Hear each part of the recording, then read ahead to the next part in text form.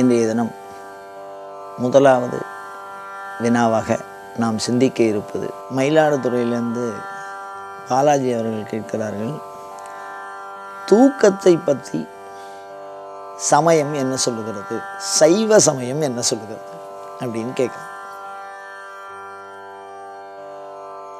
தூக்கத்தை பற்றி சைவ சமயம் மிக விரிவான கருத்துக்களை சொல்லி இருக்கிறது. அதில் ஒரு சில விஷயங்களை மாத்திரம் நான் சொல்கிறேன். முதல்ல எப்போ தூங்கணும் அப்படிங்கிறது முதல் விதி. எப்போ தூங்கக்கூடாது அப்படின்னு ரெண்டாவது விதி. இப்போ எப்போ தூங்கிறது அப்படின்னா தூக்கத்திற்குரிய காலத்தை சொல்லுகிறது முதல் விதி. என்ன அப்படின்னா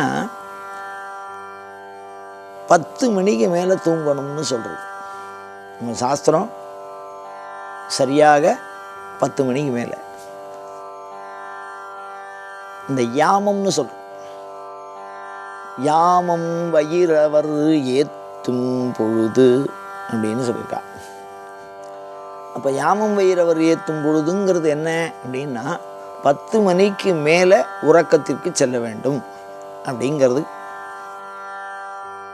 இப்போ நமக்கு எத்தனை மணி தூங்க ஆரம்பிக்கணுங்கிறத மறைமுகமாக சொல்லிவிட்டா. அர்த்த யாமம் அர்த்த ஜாம பூஜை அப்படின்னு சொல்லுவோம். கோயிலில் ஒரு கால பூஜைக்கு பேர் விஷகால பூஜை, உச்சிகால பூஜை அப்படின்னு சொல்லும்போது அர்த்த ஜாம பூஜை, அர்த்த ஜாமம். அதில் அர்த்த யாமங்கிறது தான் அர்த்த ஜாமம்னு அர்த்தம். ஜாமங்கிறது பொழுது. அதனால் 10 மணிக்கு மேலே உறங்க செல்ல வேண்டும் அப்படின்னு சொல்லியாச்சு. இப்போ எவ்வளவு நேரம் தூங்குறது, அதுக்கு அடுத்தபடியாக சாஸ்திரம் பதில் சொல்கிறது என்னன்னா, பிராமே மூர்த்தே உச்சிஷ்டே சேத் ஸ்வஸ்தோ ரக்ஷார்த்தம் ஆயுஷா அப்படின்னு சொல்லுவோம். தேவாரம் ரொம்ப அழகாக சொல்லுவோம். பெரும் புலர் காலை மூழ்கி.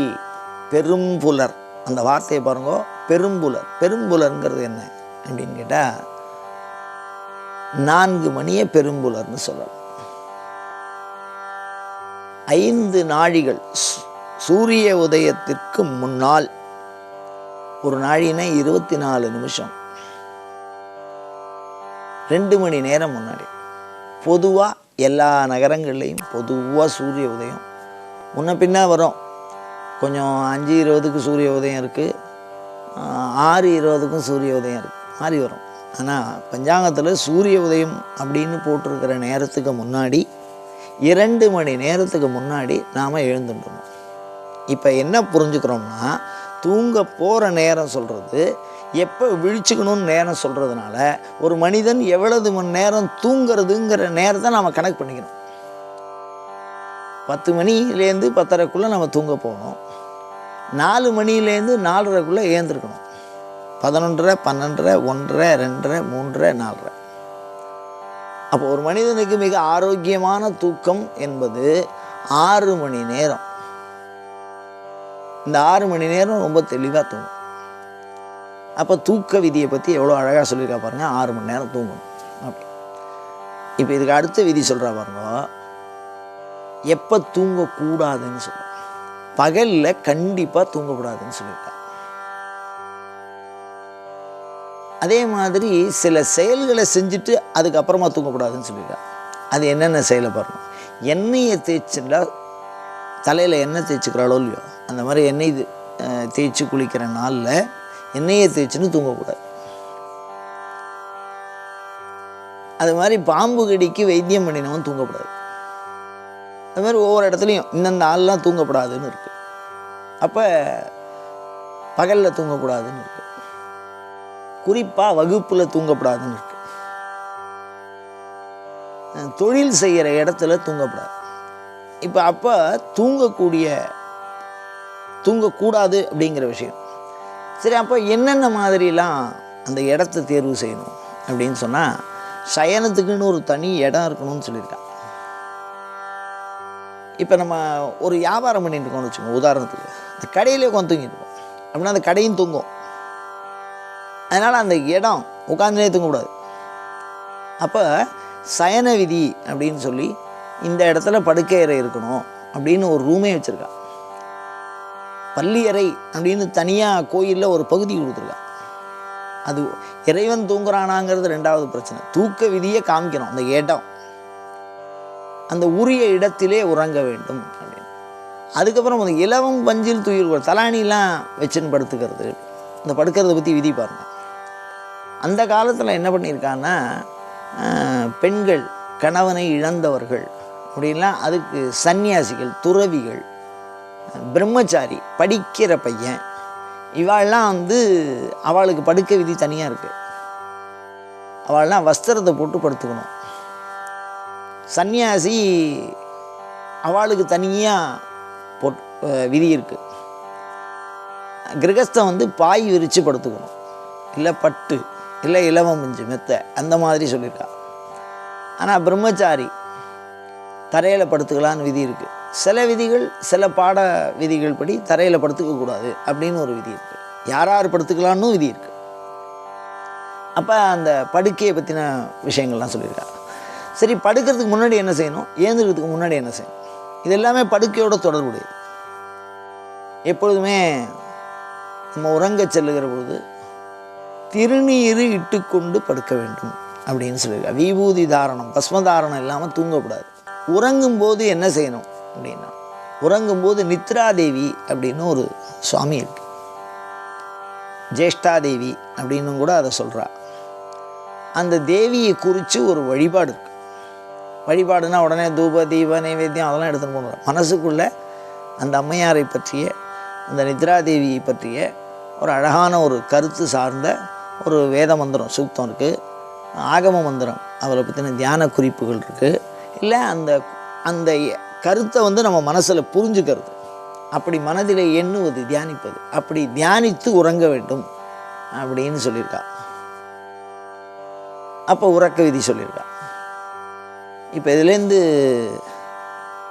இப்போ நம்ம என்ன புரிஞ்சுக்கிறோம் அப்படின்னா, உறங்க வேண்டிய நேரம் ஒரு 6 மணிலேருந்து 6:30 மணி நேரம் தூங்கலான்னு சொல்லியிருக்கா. 10:30 மணிலேருந்து நம்ம உறங்க செல்ல வேண்டும்னு சொல்லியிருக்கா. 4:30 மணிக்கு ஏந்திருக்கணும்னு சொல்லியிருக்கா. அந்த உறங்கிறதுக்கு முன்னாடி நித்ராதேவி இல்லைன்னா ஜேஷ்டாதேவி அவர்களை சொல்லி வணங்கணும் அப்படின்னு சொல்லியிருக்கா. அதுக்கப்புறம் சொப்ன தேவதையை வணங்கணும்னு சொல்லியிருக்கா. நல்ல ஒரு இனிமையான சொப்பனமாக எனக்கு வரணும், அப்படி வரக்கூடிய சொப்னங்கள் பழிக்கணும், கெட்ட கனவெல்லாம் எனக்கு வரக்கூடாது அப்படின்னு சொல்லி அந்த சொப்ன தேவியை பிரார்த்தனை பண்ணணும்னு சொல்லியிருக்கா. அதுக்கப்புறம் பஸ்மதாரணம், நெத்தியில் விபூதி இட்டுன்னு படுக்கணும்னு சொல்லியிருக்கா. தூக்கம் வரலைன்னா என்ன பண்ணுறது, தூக்கத்தை பற்றி சொல்கிறேன். இப்போ சில பேருக்கு தூக்கமே வராது, அப்படியே பன்னெண்டு ஏதோ வியாதினாலேயோ எதனாலேயோ அப்படின்னு சொன்னால் இஷ்ட தேவதா ஜபத்தை பண்ணலான்னு சொல்லியிருக்கு. தூக்கத்தில் நம்ம தூக்கத்துக்கு போகிறது முன்னாடி படுக்கையில் படுத்துட்டுருக்கோம், ஜபம் பண்ணக்கூடாது அப்படின்னு ஒரு சில விதி இருக்குது. ஆனால் உறக்கத்தின் சார்ந்து உறக்க விதியை நாம் பின்பற்றுகிற பொழுது இஷ்ட தேவதையை மனதில் எண்ணிக்கொண்டு, உபாசனை தேவதைன்னு சொல்லுவாங்க, அதாவது மந்திரத்தை உபதேசமாக எடுத்துட்டு அந்த மந்திரத்தை மீண்டும் மீண்டும் மீண்டும் மீண்டும் சொல்லிக்கொண்டே இருப்பதற்கு பேர் ஆவர்த்தின்னு பேர். அந்த மாதிரி இஷ்ட தேவதையை மனதிலே எண்ணி ஜபித்து கொண்டே உறங்க வேண்டும். அப்படி ஜபிச்சா அப்படியே தூக்கத்துக்கு போகும். காலமுறை ஏதோன்னா அதே மந்திரம் தானாகவே சொல்லணும். அதனால் இஷ்ட தேவதா மந்திரத்தை சொல்லியிருக்கு. அதே மாதிரி குளிச்சுட்டு தூங்கக்கூடாதுன்னு சொல்லியிருக்கா. எண்ணெய் தேய்ச்சி குளிச்சுட்டு தூங்கக்கூடாதுன்னு சொல்லியிருக்கா. பொதுவாக குளிச்சுட்டு உறங்கக்கூடாது, பகலில் உறங்கக்கூடாது அப்படின்னு சொல்லியிருக்கா. இவ்வளவு விதிகளை கோயிலில் சாமி தூங்குறதுக்கான பொதுவாக பள்ளி அறைன்னு சொல்லியிருக்கா. பிரஜை இல்லாத இருக்கிறது. அந்த பள்ளி அறையில் பார்த்திங்கன்னா ஊஞ்சலில் வச்சுருப்பா சாமி, பூமி ஸ்பர்சம் இல்லாமல் இருக்கும்.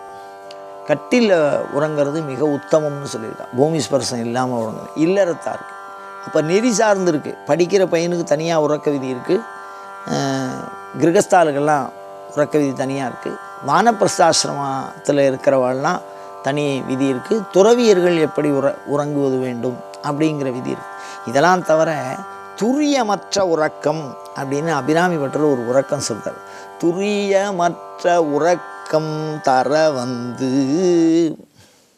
அப்படின்னு சொல்கிறார். துரியமற்ற உறக்கம் அப்படிங்கிறது என்னென்னா யோகத்தினால் வரக்கூடிய நிதிரை. அதாவது சவயோகம் அப்படின்னு நம்ம உறங்கச் செல்வதற்கு முன்னால் அசையாது இருத்தல் அப்படின்னு ஒரு பண்பு. நம்ம கை கால்லாம் இருக்கும் இல்லையோ, அதை வானம் நோக்கி ஃப்ரீயாக கையை வச்சுன்னு ஒன்றோட ஒன்று சேராமல் அப்படியே சவம் மாதிரி கிடந்து பழகுக. அது பேர் சவயோகம்னு பேர். அது வெறும் உறக்கத்திலேயே தெய்வீக பண்பை கொண்டு சேர்த்து விடும். சவயோகமும் தனியாகவே இருக்குது. இரவு நேரத்தில் சிவ சமாதி தியானம் அப்படின்னு ஆகமத்தில் தியானங்கள் இருக்குது. அந்த தியானத்தை நாம் எண்ணி தூங்கினோம் அப்படின்னு சொன்னால் இறைவனோடு தேவதைகளோடு தொடர்பு கொண்டு ஒரு சிறப்பான ஆற்றல்களை நாம் பெற்றுவிட முடியும் அப்படின்னு சொன்னால் அந்த உறக்கத்துக்கு பேர் தான் துரியமற்ற உறக்கம்னு பேர். துரியமற்ற உறக்கம்னா என்ன அப்படின்னா, நம்ம படுத்துன்னு இருக்கோம், கை கால்கள் அசையாமல் இருக்கும், மூல மந்திரத்தை ஜெபம் பண்ணிகிட்டே இருக்கும், அப்படியே மீண்டும் மீண்டும் அப்படியே ஜெபம் பண்ணிகிட்டே இருக்கும்போது மனதில் ஒரு விதமான சூன்யமான தன்மை ஏற்படும். அந்த தன்மையை தான் உறக்கம், துரியமற்ற உறக்கம்னு சொல்கிறது. ஜபத்துல எல்லாம் வரும், ஜபம் பண்ணிட்டு இருக்கிறவர்களுக்கு இது வரும். அது மாதிரி சவாசனத்தில் இருந்து உறங்க சென்றால் மிகவும் நல்லது அப்படின்னு சொல்லுவாங்க. அதே மாதிரி உறங்காமல் இருக்கக்கூடாது. மிகப்பெரிய ஒரு மனிதனுக்கு தூக்கம் போச்சுன்னா எல்லா வியாதிக்கும் காரணங்கிறா. அதிகமாக சோர்வு ஏற்படுங்கிறா. தூக்கம் சரியாக இல்லை அப்படின்னா சோர்வு ஏற்படும் அப்படின்னு சொல்லுவாங்க. அது மாதிரி சில இடங்களில் உறங்கக்கூடாதுன்னு சொல்லியிருக்கா. இப்போ ஸ்மசானத்துக்கு பக்கத்தில் உள்ளது, இந்த இறந்த சடலங்கள் இருந்து அதை எந்த இடத்துல போட்டு வச்சுருந்தாலோ அந்த இடத்துல, அது மாதிரி ஒரு சில விதியெலாம் சொல்லியிருக்கா. இந்தந்த இடத்துல படுக்கக்கூடாது. எந்த பக்கம் தலை வச்சு படுக்கிறதுன்னு வேறு சொல்லியிருக்கா. தெற்க தலை வச்சு படுக்கக்கூடாது, வடக்க தலை வச்சு படுக்கக்கூடாது அப்படின்னு அவளுடைய வர்ணாசிரம தர்மம் என்னவோ. ஏன்னா வர்ணாசிரம தர்மத்துக்கு தகுந்த மாதிரி திசை மாறுபடும். கிழக்கும் மேற்கும் மிக உயர்ந்த திசைகளாக உறங்குவதற்கு சொல்லி இருக்கிறார்கள். ஒவ்வொரு சாஸ்திரம் ஒவ்வொரு விதமாக மாறுபடும். இப்போ நான் சொல்கிறது முழுக்க முழுக்க ஆகமம் சார்ந்து மாத்திரம் பேசி கொண்டிருக்கிறேன். ஏன்னா ஆகமம் அளவற்று இருக்குது. அதனால் எந்த பக்கம் தலை வச்சு படுக்கிறது அப்படிங்கிறது. தலையணையோடு உறங்குவது சிறப்புன்னு சொல்லியிருக்கா. தலையணையோடு உறங்குவதுங்கிறது மிகச்சிறப்பு. இதோடு மாத்திரம் இல்லாமல் இப்போ இந்த உறக்கத்தை பற்றி இவ்வளோ சொல்கிறோம். இந்த உறக்கம் இல்லாமல் இருக்கக்கூடாது. ஒரு மனுஷனுக்கு தூக்கம் இல்லைன்னா சோறு வந்துடும். ரெண்டாவது சினம், கோபம் வரும்னு அச்சுறுத்துறா. யாருக்கு தூக்கம் இல்லையோ அவர்களுக்கு கோபம் வரும் அப்படின்னு சொல்கிறான். யாருக்கு தூக்கம் இல்லையோ அவர்களுடைய இரத்த ஓட்டம் மிகவும் குறைந்து போகும். அவருடைய அளவு ப்ரெஷர் சொல்கிறோமோ இல்லையோ, அது இரத்த ஓட்டம் மிகவும் குறைந்து போகும். இதெல்லாம் விதியிலே சொல்லிட்டா. இப்போ நம்ம ஏதோ விஞ்ஞானத்தில் எல்லாம் கண்டுபிடிச்சி சொல்கிறதுங்கிறது வேறு விஷயம். இதெல்லாம் சாஸ்திரத்தில் இருக்கு. யாருக்கு உறக்கம் மிகவும் குறைவாக இருந்தோ இரத்த ஓட்டம் குறைவாக இருக்கும்னு சொல்கிறான். அதே மாதிரி ரோகத்தில் இருக்கிறவா பக்கத்தில் நாம் இருந்து தொந்தரவு பண்ணக்கூடாது, தனியாக இருக்கணும். ரோகஸ்தானமாக இருக்கிறோம், அதாவது உடல் உபாதியினால் கஷ்டப்படுறவா தனியாக இருந்து படுத்துக்கணும். அவள் கூட சம்பந்தமாக தொடர்பு உள்ளவர்களாய் நாம் உறங்கக்கூடாது அப்படின்னு சொல்லியிருக்கா. இப்படி ஒரு சின்ன விஷயம், ஒரு உறக்கம்னு சொல்லும்போதே அது எத்தனை மணி நேரம் தூங்குகிறோம், எத்தனை மணி நேரம் முழிச்சுட்டு இருக்கணும், எப்பப்போ தூங்கக்கூடாது, அப்படி தூக்கத்தினுடைய விளைவு என்ன அப்படின்னா, தூக்கத்தினுடைய விளைவு தெரியுமா? ரொம்ப அற்புதமாக சொல்லியிருக்கா. தூக்கத்தினுடைய விளைவு என்னன்னா, தூக்கங்கிறது என்னங்கிறது சைவத்தினுடைய நோக்கில் மறுநாளைக்கு உண்டான செயல்பாடுகளை செய்வதற்கு உண்டான ஆற்றலை சேமிப்பது தான் தூக்கம். மறுநாளைக்கு ஒரு மீண்டும் இந்த உடல் இயங்கணும், ரொம்ப புத்துணர்ச்சியோடு இயங்கணும் அப்படின்னா அந்த தூக்கம் மிகச் செம்மையான அளவிலே வர வேண்டும். இந்த தூக்கம் எப்போ செம்மையாக வரும் அப்படின்னா, மனது தன்வசப்பட்டால் மாத்திரம்தான் தூக்கம் மிகவும் செம்மையாக வரும். இதை நினைக்கும் பொழுது தூங்கி நினைக்கும் பொழுது இழக்கற்றவன் அர்ஜுனன் அப்படின்னு மகாபாரதத்தில் சொல்லுவார். எந்த நேரத்துலையும் தூங்கிறதுக்கு நம்ம தயாராக இருக்கலாம், ஆனால் கரெக்டாக ஒரு குறிப்பிட்ட நேரத்தில் முழிச்சுக்கணுமோ இல்லையோ, அந்த முழிச்சுக்கிறதுக்கு யாராலையுமே முடியாது. அப்படி தானே? தூங்கிறதே இப்போ கஷ்டமாக இருக்குது. அப்படி சாஸ்திர அபியாசப்படி இதை பண்ணினா என்ன அர்த்தம்னா, நினைத்த நேரத்திலே உறங்கச் சென்று நினைத்த நேரத்திலே விழிப்பது அப்படிங்கிறது மன அடக்கம் உடையவர்களுக்கு மட்டுமே சாத்தியம். அந்த மன அடக்கத்திலே மாண்பு மிகுந்தவனாக இருக்கிறவன் அர்ஜுனன். அர்ஜுனுடைய மன அடக்கம் சிவபெருமான் விரும்பி அவனுடைய சரீரத்தை புள்ளி கொண்டார், தழுவி சண்டை போட்டோம் சிவபெருமான் கூட. அப்படி ஒரு சிறப்பு அந்த அர்ஜுனனுக்கு மிகச்சிறப்பு என்னென்னா, அவன் களத்தில் யுத்த களத்தில் கூட அவனால் தூங்கி முழிச்சிக்க முடியும். அப்போ யுத்த களத்தில் போய் எதுக்கு தூங்குவான் அப்படின்னு ஒரு செவி வழி செய்தி இது. யுத்த களத்தில் போய் தூங்குவாளா யாராவது அப்படின்னு? அப்படி இல்லை. ரத்தம் ஒரு பக்கமாக போகும், பாதிக்கப்பட்ட அந்த விஷயங்கள் அது சளைக்காமல் நம்ம சண்டை போடணும். அப்படி சண்டை போடும்போது விழி கூர்மையாக பயன்படணும். அப்போ மீண்டும் அந்த விழிக்கு அந்த ஆற்றல் கிடைக்கணும். அப்படி அந்த ஆற்றலை கிடைப்பதற்காக யோக நித்திரை பண்ணுவாளாம். யோக நித்திரைங்கிறது மாத்திரை பொழுது கூட அப்படி உறங்கி திருப்பி வீழ்ச்சிக்கிறது. இதை பற்றி ஒரு அற்புதமான தகவலாக இருக்குது. நினைக்கும் பொழுது உறங்கி நினைக்கும் போது விழித்தல், அதுதான் மிகச் சிறப்பு. அப்போ உறக்கம் என்பது மன அடக்கத்தோடு தொடர்புடையது. இந்த உறக்கம் தெளிவுறச் செய்வதற்கு ஜபம், இஷ்ட தேவதையினுடைய ஜபம். இதோட மாத்திரம் இல்லாமல் ஆகமங்களில் என்ன சொல்லியிருக்காங்கன்னா, தீட்சையில் யாகசாலையில் படுக்க வச்சுருவா. அங்கே படுக்க வச்சா இறைவன் சொப்பனத்தில் சொல்லுவார் அப்படின்னு சொல்லியிருக்கா. அப்போ நல்லபடியாக உறங்கினாதான கனவுன்னு ஒன்று வரும். அப்படி கனவுன்னு வந்தால் தானே இறை தொடர்புடையதாக அது அமையும். அப்படி இறை தொடர்பு வந்தால் எதிர்காலத்தில் நாளைக்கு என்னென்ன நடக்க போகிறது அதுக்கு தகுந்த மாதிரி இன்றைக்கி நாம் எப்படி நம்மளை பாதுகாத்துக்கலாம் அப்படிங்கிறது அன்னன்னி விதி அன்னன்னி சொப்பனத்தில் தெரியும்னு சொல்கிறா. இதுக்கு சொப்பன விதின்னே, சொப்பன விதி படலம்னே ஆகமங்களில் தனியாக சொல்லியிருக்கா. ஆலயங்கள்ல எல்லாம் போகிறோம், குலதெய்வ கோயிலுக்கு போகிறோம்ல, அந்த மாதிரி குலதெய்வத்துக்கு கோயிலுக்கு போனால் கண்டிப்பாக ஒரு நாள் இரவு அந்த குலதெய்வம் இருக்கிற ஊரில் தங்கி உறங்கணும்னு சொல்லியிருக்கா. உறங்க விதியிலே, சமய விதியில். அப்படி உறங்கிறதுனால என்ன பிரயோஜனம்னா, அந்த தேவதை அந்த நேரத்தில் நமக்கு சொப்பனத்தில் சொல்லி அதை நேரடியாக நமக்கு சாத்தியப்படுத்தி கொடுக்கும் அப்படின்னு சொல்கிறா. அதே மாதிரி தொழில் செய்கிற இடங்களில் எக்காரணத்தை கொண்டும் தூங்கிடக்கூடாது. அது அந்த தொழிலை பின்னோக்கி தள்ளும். ஜேஷ்டாதேவியினுடைய வாசம் கூடாதுன்னு சொல்லியிருக்கா. அப்போ ஒவ்வொரு விஷயமும் மிக ஆழ்ந்து மிக தெளிவாக அதை நமக்கு விளக்கமாக சொல்லி இருக்கிறார்கள். இதெல்லாம் தாண்டி சமயம் சார்ந்து நம்ம சிந்திக்கிறதுனால மகாவிஷ்ணு யோக நித்திரையில் இருக்கான்னு சொல்லியிருக்கா. தூக்கத்திலே துரியமற்ற உறக்கம் வேற, யோக நித்திரை வேற, ஜபத்தில் வரக்கூடிய நித்திரை வேற. இப்போ நம்ம ஜபம் பண்ணிகிட்டே இருப்போம். அப்படி ஜபம் பண்ணும்போது திடீர்னு ஒரு ஆழ்ந்த உறக்கம் வர மாதிரி இருக்கும்.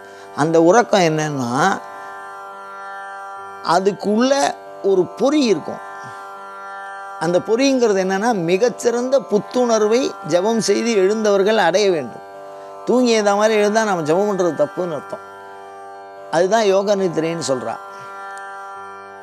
அதாவது முழுவதுமாய் உள்நோக்கிய திருப்பம் நித்திரைன்னு சொல்கிறா. உள்நோக்கிய திருப்பம்னா என்ன? நித்ராங்கிறது என்னென்னா உள்நோக்கிய ஆன்ம பயணம்.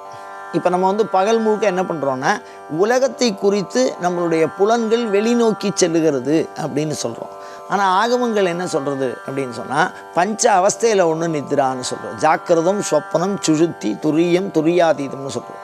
ஜாக்கிரதம்னா இப்போ இந்த உறக்க விதியை பற்றி பேசுகிறோம் அப்படின்னாலே கண்ணு கூட சம்மந்தப்பட்டது. இப்போ ஜாக்கிரதம்னா கண்ணு வெளியில் இருக்கும்போது நம்மளுடைய சிந்தனையெல்லாம் வெளிநோக்கி போகும். அதுதான் ஜாக்கிரதைன்னு சொல்லி. ஜாக்கிரதம். சொப்பனங்கிறது கனவு காண்றது. நல்ல உறக்கத்தில் கனவு காண்றோம்.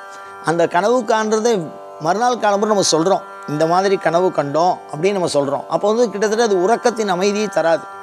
அதுக்கப்புறம் கனவில்லா உறக்கம், சுஷுப்தி. அதுக்கப்புறம் துரியம் அப்படின்னு.